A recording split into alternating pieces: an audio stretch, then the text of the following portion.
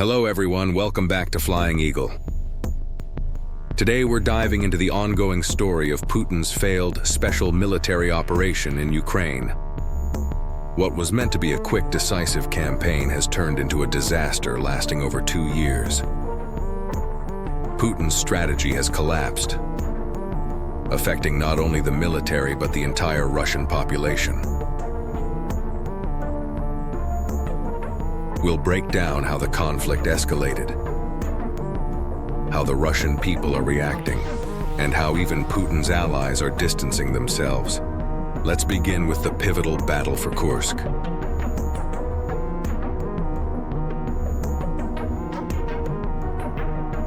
The shift in Kursk, how Ukraine took control.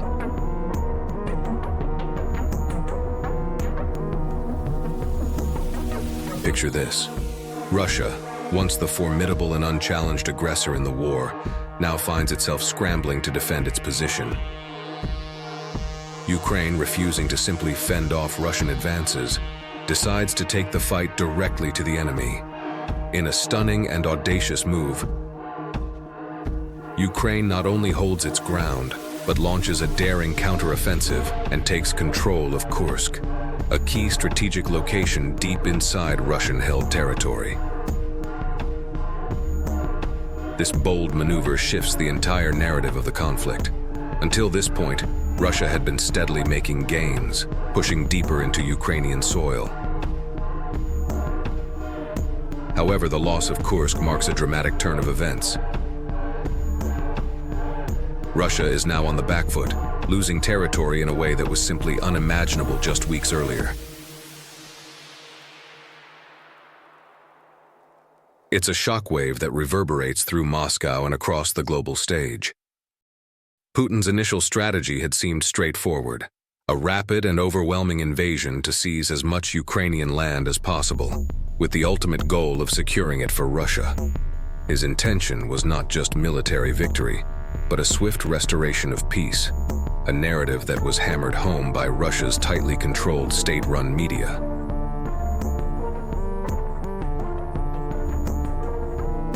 For months, the Russian people were told that the conflict would be over soon, that the might of the Russian army would storm through Ukraine, restoring Russian dominance and peace in the region.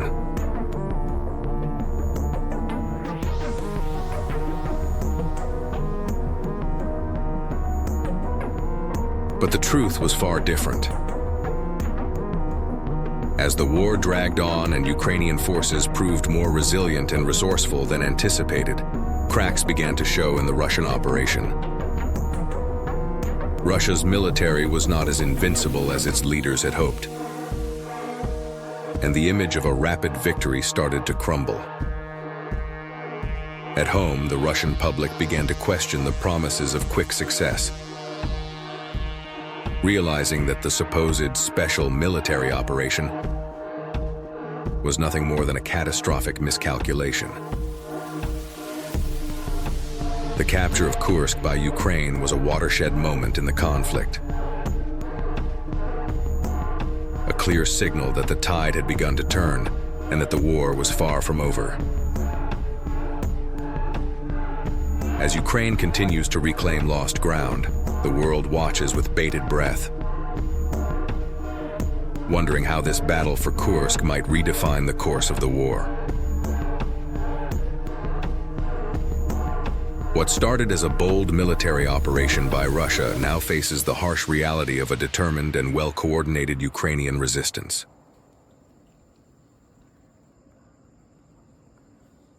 Kursk, the failed invasion and what went wrong.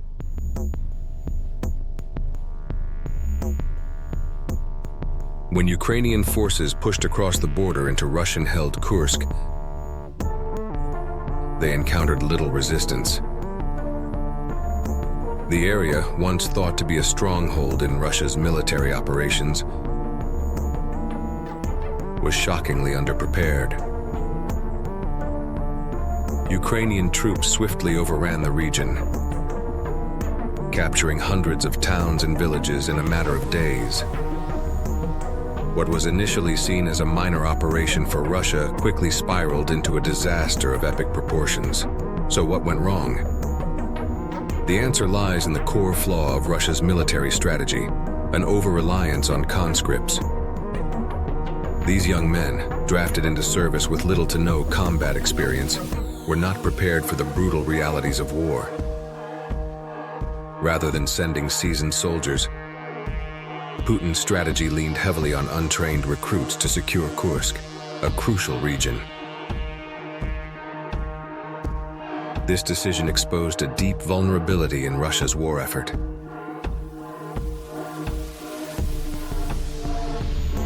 The conscripts, many of whom had only undergone a few weeks of basic training, were woefully unprepared for the intensity of battle. Most of them had no expectation of seeing actual combat. They were simply sent to defend a region with little more than their numbers and basic gear. What they faced instead were Ukrainian forces. Battle-hardened, highly motivated, and well-equipped. The difference in experience, morale, and resources was stark. As Ukrainian forces advanced, chaos and confusion reigned within the Russian ranks. The conscripts, many of whom had never been exposed to the brutal realities of war, faltered under the pressure. There was no coordination, no clear strategy, and no leadership to guide them in the face of a determined enemy. The result? A humiliating defeat for Russia and a stunning victory for Ukraine. The fall of Kursk was not just a military loss, it was a symbol of Russia's strategic miscalculation. It revealed the cracks in a system that prioritized quantity over quality and relied on conscripts ill-suited for the ferocity of modern warfare.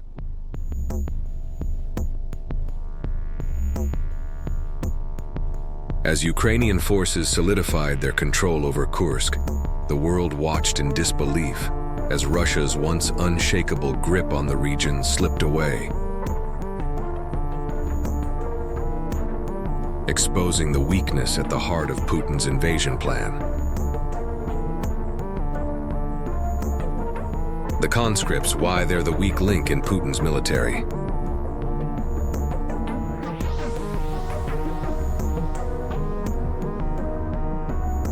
The core issue with Russia's military strategy lies in its outdated and flawed approach to recruitment and training. Unlike countries such as the United States, where military service is voluntary and recruits undergo rigorous training, Russia still relies heavily on conscription to fill its ranks. Every male Russian citizen between the ages of 18 and 27 is required by law to register for military service, with many of them called up for a one-year stint every 6 months. But here's where the problem begins. Conscription, while providing numbers, doesn't equate to a capable fighting force. These young men are not professional soldiers. They're drafted, often without a choice, and sent to serve under conditions that don't prepare them for the intensity of modern combat. Unlike their counterparts in volunteer armies, conscripts in Russia are poorly paid, lack proper training, and frequently don't even know what they're signing up for. Many of these young recruits are assigned to non-combat duties, tasks like cooking, cleaning, or transportation, while the few contract soldiers who actually undergo combat training are the ones sent to fight on the front lines. This results in a massive disparity in the military's ability to fight effectively. The conscripts are not trained for war. They're not mentally or physically prepared for the battlefield. And they lack the skills necessary to engage in serious combat.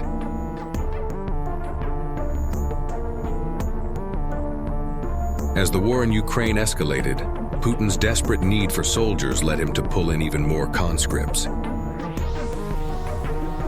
further stretching the military's capacity to train and equip them properly. These new recruits were often sent to the front lines with as little as a few weeks of basic training. Many of them not even knowing they would be sent to battle until it was too late. These young men, barely out of their teenage years, were thrust into a war they weren't prepared for. It was a recipe for disaster. This lack of preparation didn't just lead to poor performance, it resulted in chaos.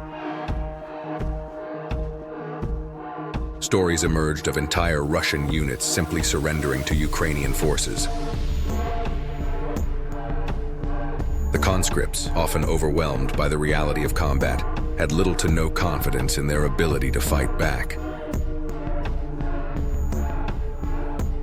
Without adequate leadership, training, or equipment, many of them gave up or fled. It wasn't just poor leadership or bad tactics that led to these humiliating surrenders. It was the broken recruitment and training system that put these ill-prepared recruits on the front lines in the first place. Russia's reliance on conscripts is not just a logistical issue, it's a failure of strategy. One that has left the military vulnerable and ill-equipped to face the challenges of modern warfare.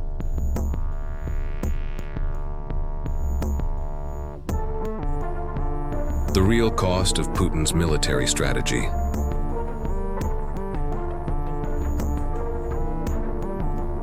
What we're witnessing today is more than just a military failure. It's a colossal public relations disaster. Initially, many Russians supported the conflict, driven by state-controlled media narratives and Putin's promises of a quick and victorious campaign. But now, as the war drags on, the cracks in this narrative are impossible to ignore. The mounting casualties, the constant military setbacks, and the undeniable strain on Russia's economy have left the public disillusioned. What started as a campaign built on national pride is quickly turning into a source of shame. And the once solid support for Putin's war is rapidly eroding. This is not just a matter of military defeat, it's a political crisis.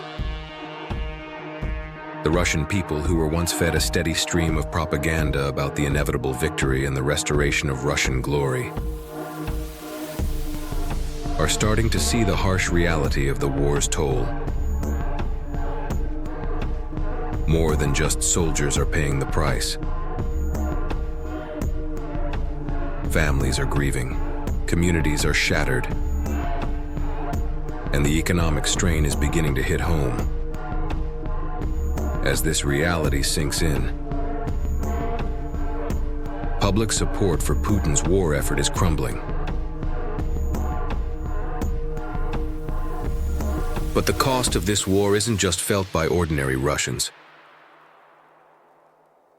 It's reverberating through the elite circles of the country as well. The oligarchs, those billionaires who have long supported Putin's regime in exchange for their own wealth and influence, are now feeling the heat. These men, who once enjoyed immunity from the fallout of Putin's policies, have seen their fortunes decimated by international sanctions and the collapse of Russia's economy. Many have lost their businesses, and their lavish lifestyles are under threat. Some, like Oleg Tinkov, have gone as far as publicly renouncing their Russian citizenship and criticizing Putin's war efforts, a stunning blow to the Russian president, who has long relied on the loyalty of the oligarchs to maintain his grip on power. The economic collapse, Russia's struggle for survival.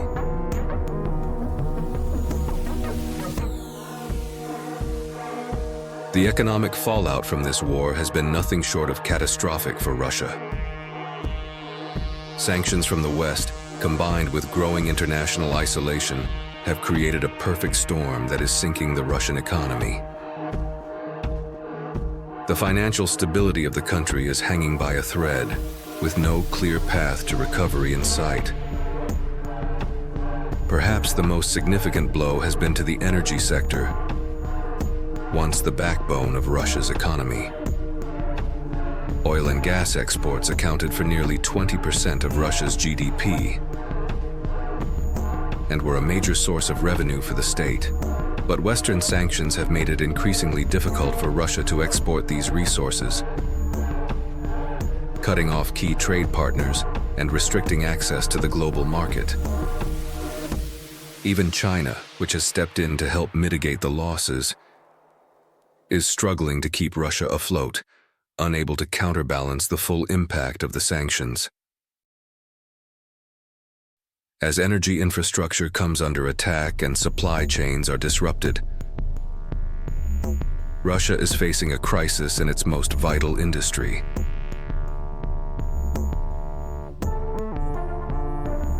The oligarchs who once profited handsomely from the energy sector and their ties to the Kremlin are now feeling the devastating effects of this economic collapse. While a few are still finding ways to profit from the war, the majority are watching their wealth vanish as the Russian economy contracts. The once thriving luxury markets and industries that depended on international trade have ground to a halt, leaving the oligarchs with little recourse but to weather the storm, or in some cases distance themselves from the regime altogether. As Putin continues to push forward with his military campaign, the economic losses will only increase. The energy sector, which was once a symbol of Russia's economic might, is now a battleground in its own right. With Western sanctions tightening and the global market shifting, Russia's prospects for recovery are looking increasingly bleak. The cost of war, in both human and economic terms, is proving to be far higher than Putin ever anticipated. And it's clear that the Russian people will be the ones who ultimately pay the price.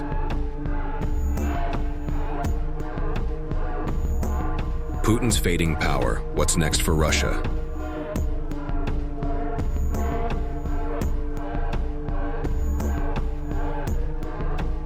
As the once unshakable foundation of Vladimir Putin's rule begins to crumble, the Russian president is facing a crisis of monumental proportions. His military is failing on the front lines, his people are increasingly disillusioned,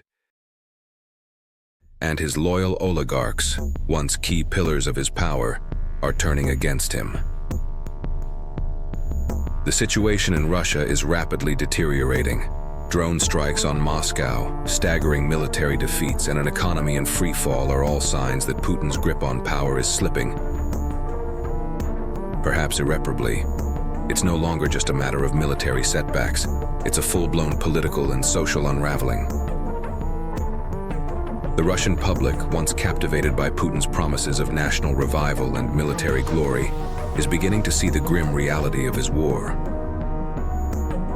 The casualties, the economic decline, and the mounting instability are impossible to ignore.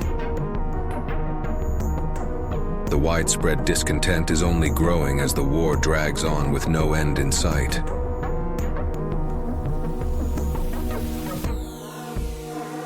And yet, despite the mounting pressure from all sides, Putin shows no signs of backing down.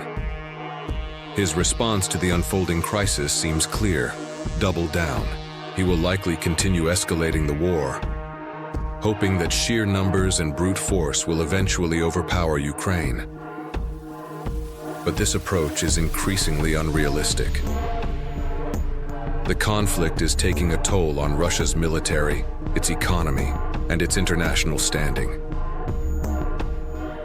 Resources are dwindling, and the resolve of his people is fraying. The longer this war goes on, the more likely Putin is to find himself on the losing end, facing the collapse of both his power and the country's future. It's becoming evident that Russia cannot sustain this war forever. The war effort is draining Russia's resources, and the economic sanctions are crippling the nation's ability to recover. The inevitable question arises: Will Putin face the unthinkable and negotiate with Ukraine? Or will his stubbornness lead to the downfall of his regime, even if he decides to pull out of Ukraine? The damage to Putin's reputation and his political capital may already be too great to recover from. Putin's once dominant position is now hanging by a thread. The world is watching closely as Russia teeters on the brink of collapse. The next steps he takes will be crucial. Whether he chooses to push forward and risk total failure or seeks a face-saving exit. Either way, his legacy may already be sealed.